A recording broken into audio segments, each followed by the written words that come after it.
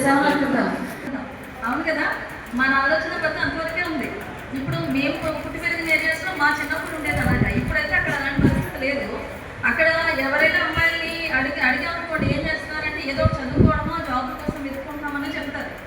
ఎంతో 12, 22, 23 సంవత్సరాలు వచ్చేదాకా కూడా ఉంటున్నారు తల్లిదండ్రులు అందరూ. అవునా కదా చెప్పండి. ఇక్కడ ఉన్న చాలా మంది నడి వయసులోనే ఉన్నారు, కానీ మీ ఆల్రెడీ మనవలు కుటుంబాలు కూడా ఉంటారు చాలా మంది ఇక్కడ కదా.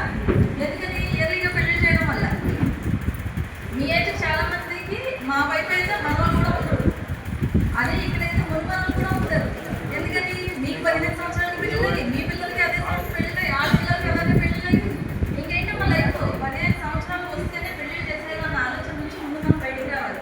ఎందుకంటే బాల్యం అనేది చాలా విలువైన బాధ్యతలు లేకుండా హ్యాపీగా తల్లిదండ్రుల సంరక్షణలో పెరిగిన రోజులు ఏవైతే ఉన్నాయో అవి మన చనిపోయే కాకుండా మనకు చాలా గుర్తుండిపోతాయి.